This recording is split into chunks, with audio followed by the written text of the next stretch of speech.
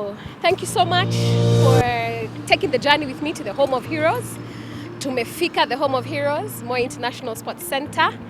As you can see, we've turned off from the highway, from Thika Superhighway, the A2. One of the reasons we really love this venue is being able to access it from any part of Nairobi. The A2 is connected to several bypasses. So ni kuingia tu bypass straight to the venue. Whether you're coming from Karen, Langata, Buruburu, wherever you're coming from, you can access. We like the idea that, the superhighway means that traffic is always moving. You're not going to be congested. But the best part is actually when you turn off from Thika Superhighway, you enter the slip road that leads you directly onto our own access road into the venue. So that really means we are thinking around the consumer experience, traffic, maintaining it and managing your comforts as you're coming to the gig. I was sharing with some journalists as we were driving here how I know about this venue is I went to school across the road at USIU, and I used to train some days of the week with the swimming team. And when we would come for training, I would notice that there is a lot of space. When I was at USIU is when I realized that, the stadium is not what we think. We only think of the stadium as where there's football or where we see inauguration. But actually, this is an international world-class facility with lots and lots of spaces within it. And so when we started to plan Blankets and Wine, I told our production team, can we just check Kasarani? And we were so happy that my memory did not even do the venue justice. And I'm excited to show you the place. Welcome to the Home of Heroes. The event is going to be taking place on 21st of December 2022, this year, 21st of December. Yeah. My expectations are very high. We have done the event in December in previous years, and actually around this same date of 20th, 21st, around that time. And we have found that our consumer is still in town, and people start to leave town from around 23rd. So our hopes are high and our ticket sales are showing us that people are coming. Yeah. So Blankets and Wine is a music festival. The first thing that you should anticipate is a lot of music, a lot. We have 2 stages of music and 1 silent disco stage. So at any place within the venue, there is going to be live performance of music happening. Beyond the performance of music is the experiences, fashion experiences, food experiences. The participating brands are also coming to show you who they are, and they're designing a very unique consumer experience. Then of course there is maybe I got this one from when I was small going for Nairobi show, but that sense of many people in one place being happy, I don't know how else to explain that. It's such a euphoric feeling, and I think we deserve it. We are living through so many hard things as Kenyans, so when you have an opportunity to just let loose and celebrate with other people, expect sherehe ya hali ya juu. Yeah. Thank you. In fact, this festival, I will not be performing. This festival, I am sitting in the organizing team. We have multiple artists performing. On the main stage, we have 8 performers from Kenya, from South Africa, and from Nigeria. We have 3 big headlining acts. We have our local hero, Savara from Sauti Sol. We can't wait to dance to his music. Then you have a big amapiano star from South Africa called Musa Keys. And then you have one of the biggest artists in the world right now from Nigeria called CK. And so everybody is coming here to give you the time of your life. Then you have the second stage, which we reserve for music producers who are also DJs. The most unique thing to know about the second stage is going to be women only. It's a women-only stage. I really believe in giving opportunities to women. I believe that we have to go out of our way to balance and to provide opportunities. And so the second stage is women only. Incredible DJs, incredible producers. There are so many people who think that the producers are only men. I want you guys to discover so many women producers.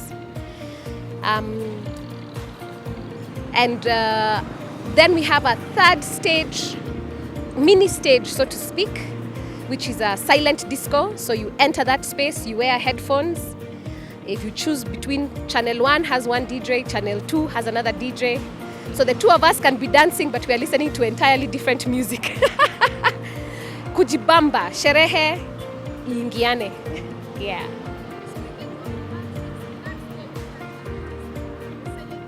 Yeah. The other stages are not silent disco. Yeah. So this has been one of the beautiful things that we get in this venue. Kasarani is a neighbor to itself. As soon we shall see when we enter to do the venue walkabout. The Kasarani complex is several acres. We can ask the venue manager for the size, but basically they are their own neighbors, and so we have permission to use. Obviously, we are still going to stay within the sound considerations. We have the licenses required, and Kasarani has the permits to host this kind of events. In fact, I think the biggest win I think that the industry is going to make from the directive of the governor is the development of an entertainment district. Actually, that's what Nairobi needs, to be perfectly honest. And not just Nairobi, even the big towns, Mombasa, Kisumu. There is so much employment opportunity in entertainment when it is structured for success. So I think in saying, let's get out of neighborhoods and develop an entertainment district, the real winners are actually those entrepreneurs. Of course, in the neighborhoods, we'll be happy because now we finally have our silence back. But what it means is that when you leave your house and you're going clubbing, kwa mfano, the clubbing culture is going to come back, dress up, go out and have a good time, pay entrance, watch live performances. I think in a few years, we're going to see the real benefits of having an entertainment district. And I've traveled all over the world as a performing artist, and I'm telling you, this thing works everywhere. Amsterdam, New York, London, think of any big city that you know. Johannesburg, there's always a place called Entertainment District, and the entrepreneurs there really make a lot of money. So I really support the idea of developing an entertainment district. Yeah, I think what should be neighborhoods is places you can sit and have a drink and chat with your friends, not a club. I think that's the point. Neighborhoods should have places like where you can have, a nightcap, or I like that idea that if you go to your local, it's for talking, having some food, having some drinks. But if you want a clubbing experience, music, dancing, a crazy time, go to where the entertainment district is. Aha! I recommend this idea of play Kenyan music and giving Kenyan artists preference on their airwaves is something that I deeply resonate with. I completely agree with that. You must build home with home. And I think that we are the ones who stand to benefit the most when you build your own stars and you build your own entertainment, industry. America did that with Hollywood. They built for themselves and then they exported to us. Nigeria has built that with Nollywood. They built it for themselves and then they've exported. So I definitely agree with this idea of build for yourselves and then export. It's the same thing that has happened in South Africa, same thing that has happened with Bongo. On the other hand, I would also like for us to recognize that Kenyans, we are very unique. Kenyans are very exposed. We listen to so many genres of music. We have such a wide taste, and I don't think we congratulate ourselves enough for being people who can be so diverse in our taste. And I don't think the idea is to punish people who want to hear different sounds. I think the point is, first accommodate yourselves, even as you're making space for wageni. So this is how I see his campaign. Tickets are available on our website, blanketsandwine.com. That is, again, www.blanketsandwine.com. You just enter there, click a link, ticket. The tickets are 4,000 shillings. Yeah. No, we are doing, for us, the idea is to make it as fair and as accessible as possible. For the level of the artists that we are bringing, the number of artists and the experience we are designing, we really tried to find a ticket price that allows as many people to access this experience as possible. So instead of trying to create so many categories, just balance it at 4K for everybody and you can enjoy the experience. First, I want to begin by saying I really love Gengeton artists. I really love youth culture. I have so much respect and admiration for any person who is figuring out how to make a living in the creative industry. That's the first place I want to start. I think that Gengeton has a strong potential to cross over. What can artists, and not just Gengeton artists, do? I think all of us in the music ecosystem in Kenya, what can we do? We can lean in. Gengeton is a sound. We can develop the sound some more.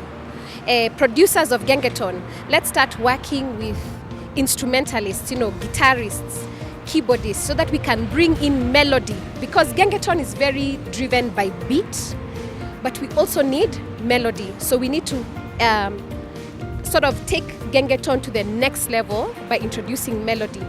The next thing that I think we really must do is to work with songwriters so that we are able to start telling more wholesome, can I say, stories in using the genre. We know from research that love stories continue to be the biggest stories in music. And so Gengeton has done very well by telling the party narrative. I now think that there is space to include love in the narrative. So I think if we just lean into some songwriting and bring some melodic elements, I think we have the ingredients we need to make Gengeton move into an international sound. I really believe that, by the way. Yeah. Okay.